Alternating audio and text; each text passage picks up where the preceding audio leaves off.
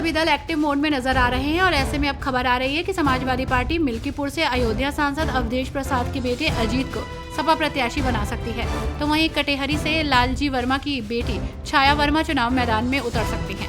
आपको बता दें कि यूपी में 9 विधानसभा सदस्यों के लोकसभा जाने के बाद सीटें खाली हो गई हैं। सीएम योगी का ड्रीम प्रोजेक्ट अंतर्राष्ट्रीय फिल्म सिटी आकार ले रहा है। पूरे प्रोजेक्ट पर 1510 करोड़ रुपए का खर्च किया जाएगा। फिल्म सिटी का निर्माण करने वाली बोनी कपूर और आशीष भूटानी की कंपनी बेब्यू प्रोजेक्ट LLP और ईडा के बीच कंसेशन एग्रीमेंट पर हस्ताक्षर किए गए हैं। कंसेशन एग्रीमेंट प्राधिकरण के मुख्य कार्यपालक अधिकारी अरुणवीर सिंह और बोनी कपूर के बीच हस्ताक्षरित हुआ।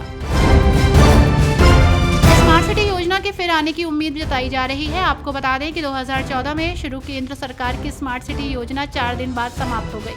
हालांकि इससे पहले इसे फिर से लॉन्च करने की तैयारी है। राजधानी में इस बार पूरा शहर इसके दायरे में आने की उम्मीद है। योजना को लेकर दिल्ली में बुलाई गई विशेष बैठक में शामिल होने के लिए स्मार्ट सिटी के अफसर भी गए हैं। सीएम योगी ने लखनऊ में यूपी 112 के 96 उच्चीकरण PRV यानी कि पुलिस रिस्पांस व्हीकल को हरी झंडी दिखाकर रवाना किया। उन्होंने कहा कि यूपी 112 को और प्रभावशाली बनाने के लिए अगले 3 वर्ष के लक्ष्य निर्धारित किए गए। यूपी 112 के बेड़े में कुल 6278 वाहन शामिल किए जाएंगे। इस वर्ष 1778 वाहनों को शामिल किए जाने का लक्ष्य है। नीट पेपर लीक मामले में वांछित MBBS छात्र राज पांडे की तलाश में बिहार पुलिस ने गुरुवार को छापेमारी की। बिहार पुलिस की टीम ने नैनी स्थित अक्षय वट अस्पताल और करछना के अस्पताल में दबिश दी, लेकिन वांछित अभियुक्त गिरफ्त में नहीं आया। राज ठाकरे के पिता डॉक्टर RP पांडे भी किसी ठिकाने पर नहीं मिले। मेरठ लोकसभा चुनाव में पूर्व मेयर सुनीता वर्मा की हार के बाद उनके पति योगेश वर्मा बीजेपी पर जमकर बरसे। मेरठ सांसद अरुण गोविल और विरोधियों को भी अलग ही अंदाज में निशाने पर लिया। अफवाह फैलाने वालों को भी खुली चुनौती दे डाली। योगेश वर्मा के ऐसे तेवर लंबे अरसे बाद देखे गए। उन्होंने अपने फेसबुक अकाउंट पर लाइव आकार तल्ख तेवरों में बयानबाजी की, जो चर्चा का विषय बनी है। यमुना एक्सप्रेसवे औद्योगिक विकास प्राधिकरण की 81वीं बोर्ड बैठक प्राधिकरण के चेयरमैन अनिल सागर की अध्यक्षता में आयोजित हुई, जिसमें कई प्रोजेक्ट्स और कार्यों पर बोर्ड के सदस्यों ने संस्तुति दी। प्रस्ताव पर प्राधिकरण के बोर्ड द्वारा फिजिबिलिटी स्टडी कराने की सैद्धांतिक सहमति प्रदान की गई। 81वीं बोर्ड बैठक के दौरान करीब 33 प्रस्तावों पर चर्चा हुई।